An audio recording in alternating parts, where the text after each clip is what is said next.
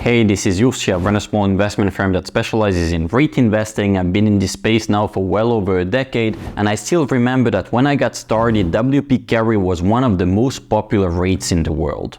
WPC was loved by most investors because it had managed to grow its dividend for multiple decades in a row. This was one of the longest dividend growth track record in the entire REIT sector. It had also managed to significantly outperform the average of the REIT sector as well as the S&P 500. Moreover, WPC was unique in that it enjoyed the cash flow stability of a net lease REIT with very long lease terms, but was still able to grow faster than most net lease REITs because instead of having fixed rent escalations in its leases, it had CPI-based rent hikes, which led to faster growth. Its portfolio was also better diversified than that of most of its net lease peers like Realty Income, NAREIT, EPRA Realty, and so on. And finally, the company was enjoying good growth prospects, and yet it was priced at an above average dividend yield, making it a compelling investment opportunity for most investors. But today it's the opposite. The company is hated by most investors, and as a result its share price has crashed and it's now priced at one of the lowest valuations in its entire history.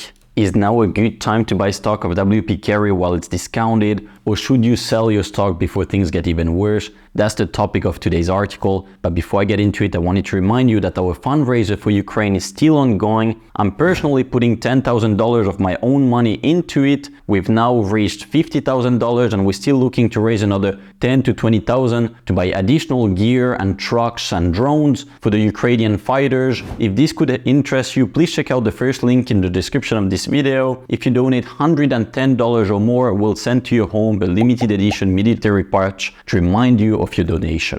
So first things first, why has the stock of W.P Carey dropped so much over the past year? I think that there are two main reasons for this. The first reason is that W.P Carey has now had a long streak of disappointing growth. Already long before the pandemic, W.P Carey had made the decision of exiting the asset management business because it was leading to conflicts of interest between the REIT shareholders and the investors in its other external funds. It was a bit of a distraction for them as well, and so they decided to exit this segment, which was dilutive to their FFO per share since they were giving up on some of their fee income. Even then, the REIT argued that this was the right decision because it would increase the quality of their earnings and eventually lead to a higher FFO multiple.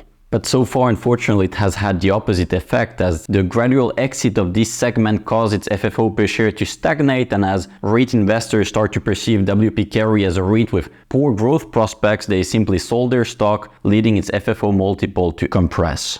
The stagnating cash flow of the company is well reflected in the tiny dividend hikes from 2018 till 2023.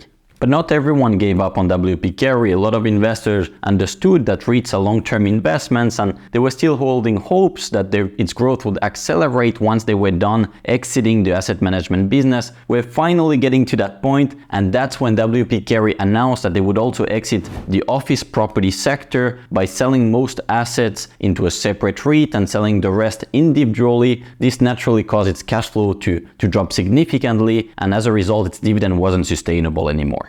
W.P Carey then used this as an opportunity to reset its dividend payout ratio to a materially lower level in order to retain more cash flow to be able to organically reinvest in growth at a time when the cost of capital is exceptionally high for REITs. And I think that this was really the last straw for a lot of investors who had patiently held on to their stock because at least they were getting paid a steadily rising dividend. A lot of investors took this as a betrayal from the management because so far they had emphasized that their dividend was safe. And so this brings us to today. Growth investors have given up on WPC because they've now had a long streak of no growth, and now finally income investors have also thrown the towel after the company announced its dividend cut. As a result, the REIT is now hated by most investors, its share price has crashed, and it's priced at one of the lowest valuations in its history. I'm gonna be contrarian here and say that I think that this is a great investment opportunity. W.P Carey has now almost completed its transformation. It has become a far higher quality REIT in terms of its quality, risk profile, growth prospects, and yet the market hasn't realized this yet, and as a result it's priced at a discounted valuation. I of course understand the frustration of investors who bought W.P Carey many years ago and saw it turn into a value trap and suffered poor returns, but you need to remember that past results are not indicative of future returns, and on the contrary, I think that W.P Carey is now exceptionally well positioned for future growth. For one, it has become a traditional REIT with no asset management business that would lower the quality of its earnings. But two, it has now sold most of its office properties and it has essentially become a quasi-industrial REIT because about 2/3 of its properties are industrial properties and the remaining are service-oriented retail properties such as grocery stores leased on a long-term basis, and those are quite similar to those of realty income and they provide very consistent cash flow to the REIT. For three, the company still enjoys CPI rent adjustments on its leases, and this is expected to lead to above average growth in the coming years. Already over the past few years now, we've had higher inflation, and this has led to 3 to 4% annual rent hikes compared to just 1 to 2% for most of its peers like realty income. Finally, the REIT's payout ratio is now historically low at just around 70%, and so it allows the REIT to organically reinvest these proceeds into additional properties at high cap rates, resulting in strong growth for shareholders. In my opinion, all of these improvements warrant a higher valuation multiple, particularly the fact that this has now become a quasi-industrial REIT. Most industrial REITs trade at pretty high valuation multiples of 25 times FFO, 30 times FFO, and yet WP Carey is now available at just around 12 times FFO. The only reason that could justify such a large discount relative to its peers and such a low valuation would be if WP Carey was mismanaged. And if you look at the comment sections of websites like Seeking Alpha when discussing WP Carey, you'll see that a lot of investors today think that the company is mismanaged, but I disagree. This company has actually been public for a few decades now, and if you look at its long-term track record, you'll see that the management has done exceptionally well for shareholders. They've managed to massively outperform the average of the REIT sector as well as the S&P 500. This has really been one of the best performing REITs of all time, which should be pretty strong evidence that this company is not mismanaged. Their decision to exit the asset management business and the office property segment were not popular because they led to lower cash flow, lower growth, a lower dividend. But how I view this is that it's a case of short-term pain for long-term gain because it will now position the REIT for an even stronger future.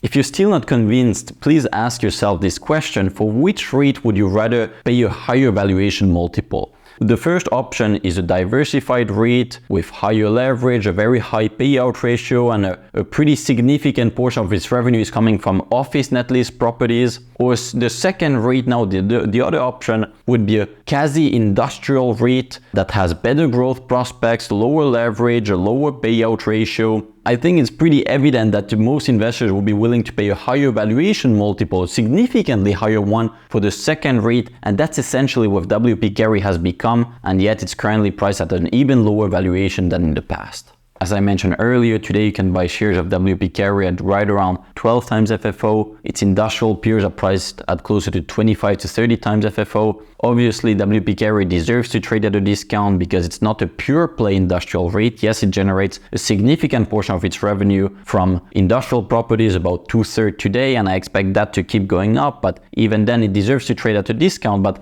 could we see it re-rate at closer to 16 times FFO? I think so, and this would result in about 30% upside from here, and while you wait, you earn a 6% dividend yield that's safe and growing.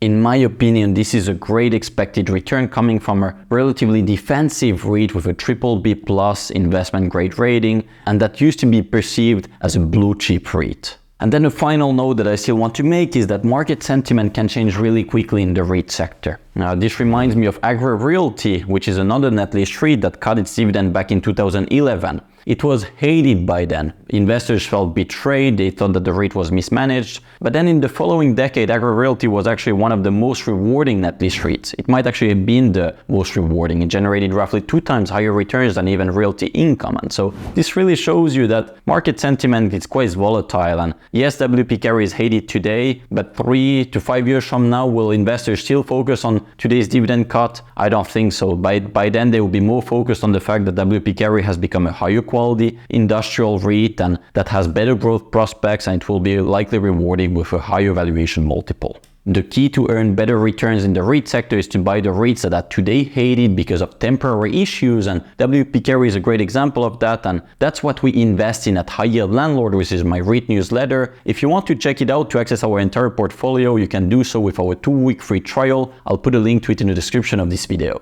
We will hike our membership rate on the 1st of June, so now is your last chance to secure the discounted rate, and as I mentioned, there's a 2-week free trial, so you're really not risking anything.